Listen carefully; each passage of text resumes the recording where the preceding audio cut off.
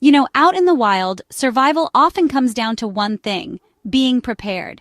Most people know that the Mormons are really good preppers and have lots of good advice out there. They've got this whole system figured out, and they've thought a lot about what you need to make it through tough times. Now they have a list of what you should actually put back for 1 year of stockpile.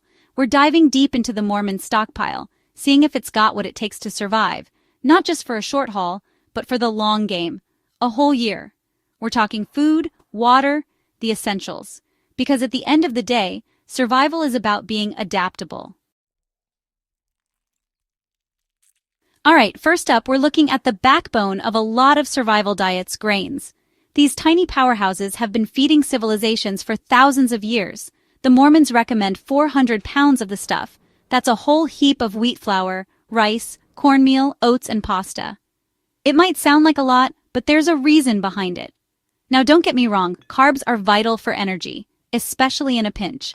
They are the fuel that keeps our bodies running, particularly when we're exerting ourselves. But 400 pounds of it? That's a whole lot of carbs. It's enough to keep you going for a long time. But is it the best strategy? Imagine yourself out in the wild, surviving off the land. You need a balanced diet to maintain your strength and health. You find a wild boar, a stroke of luck. This could be a game changer for your nutrition. Now you can cook it up over a fire, have a proper protein-packed meal. Protein is essential for muscle repair and overall health. Or you could boil up a giant pot of pasta. It's filling, but is it enough? Which one's going to give you the energy and nutrients to keep going for days? Exactly. A balanced diet is key. Don't get me wrong, grains have their place. They are easy to store and can last for years if kept properly. They store well, and they can be a real lifesaver when you're in a tight spot. In emergencies, they can be the difference between hunger and survival. But relying on them too heavily? That's a recipe for nutritional deficiency and, frankly, a pretty bland diet. Variety is crucial for both health and morale. Instead of that mountain of grains, let's cut it down to maybe 100 pounds. This way you can diversify your food storage. That's still enough for the occasional energy boost and to bulk up meals. It's about finding the right balance. But we're freeing up space for something crucial: protein. Canned meats, fish, and other protein sources are essential. Remember, out in the wild, it's not just about surviving. It's about thriving. A well-rounded diet will help you do just that. Next up, we've got legumes, lentils, split peas, all those good things. These little powerhouses are packed with protein, fiber, and essential nutrients. Now, the Mormons recommend 60 pounds of dried beans. That's a lot of beans. And while I admire their dedication to fiber, let's be practical here. 60 pounds is a hefty amount to store and manage. Dried beans?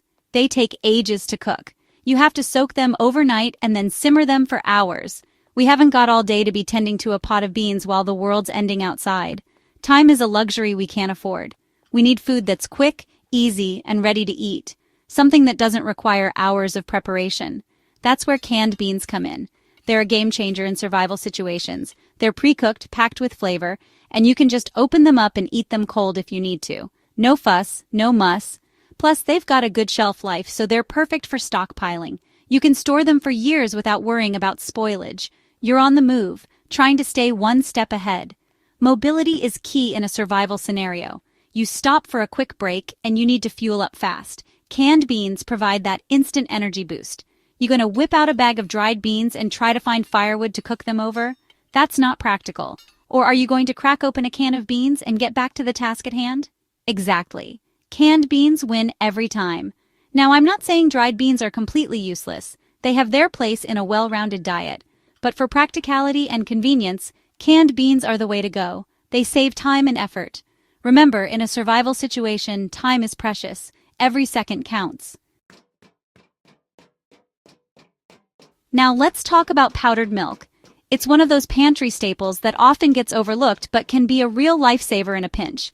The Mormons recommend 16 pounds of it. That might sound like a lot, but when you consider its many uses, it starts to make sense.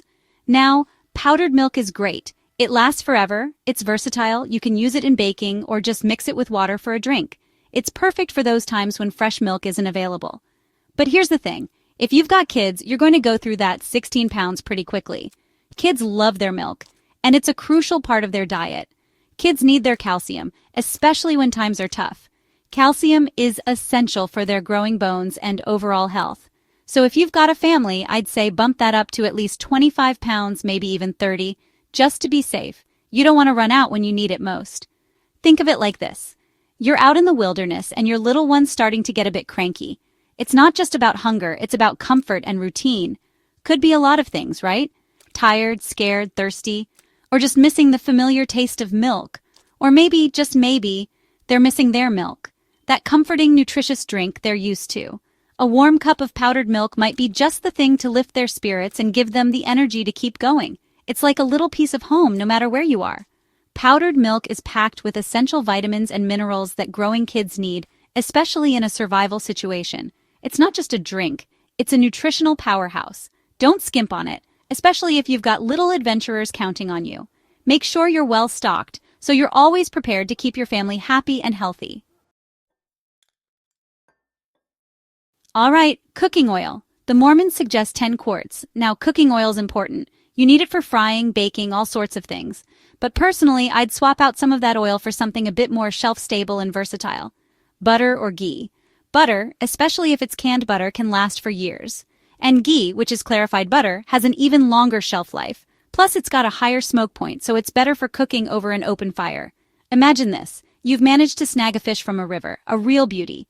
You gut it, clean it, and now it's time to cook it up. A dollop of butter or ghee in the pan, the fish sizzles as it cooks, the aroma filling the air. But it's not just about the taste.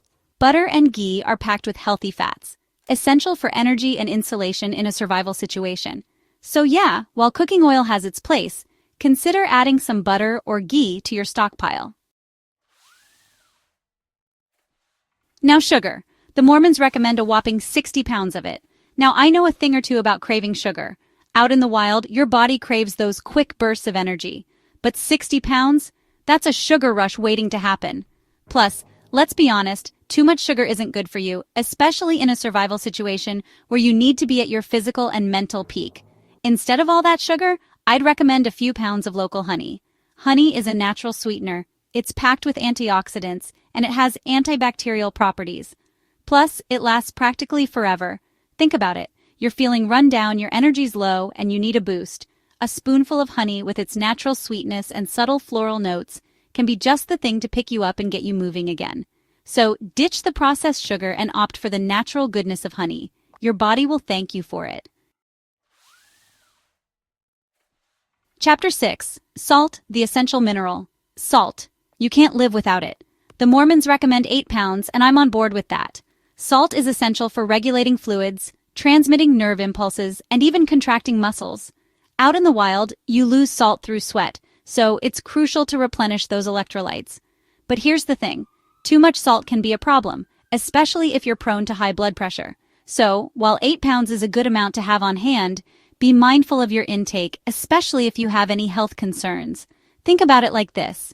You're out in the heat, working hard to build a shelter or find food. You're sweating, losing vital minerals and electrolytes. A pinch of salt in your water or sprinkled on your food can help replenish those electrolytes and keep you going strong. But it's not just about replenishing what you lose. Salt is essential for a whole host of bodily functions. Without enough salt, your body simply can't function properly. Chapter 7. Water, the elixir of life. Now let's talk about the most important element of all, water. The Mormons recommend having 14 gallons per person on hand, which is enough for about 2 weeks, and that's a good starting point. But for a year-long stockpile, you're going to need a lot more than that. We're talking at least 351 gallons per person per year. That's a lot of water. But here's the thing. You don't necessarily need to store all that water in your house. You can use a combination of stored water and access to alternative sources. Think about it. You're in a survival situation, water's scarce, and your stored supply is running low. What do? Panic? No. You adapt, you improvise, you find another source. Maybe there's a spring nearby or a stream you can purify. The key is to be prepared. Chapter 8. Children proportions, feeding the future. Finally, let's talk about children's portions. The Mormons have a system for this. 3 and under get 50% of an adult portion, 4 to 6-year-olds get 70%, 7 to 10-year-olds get 90%, and 11 and up are considered adults. Now, this is a good guideline, but remember, every child is different. Some kids are growing like weeds and need more food, while others are naturally smaller eaters. You know your kids best, so use these proportions as a starting point and adjust them based on your child's age, activity level, and appetite. Imagine this. You're in a survival situation, food is tight, and you're trying to ration what you have. You follow the guidelines strictly, but you notice your eldest, always the active one, is starting to flag. They're not getting enough. What do? You adapt.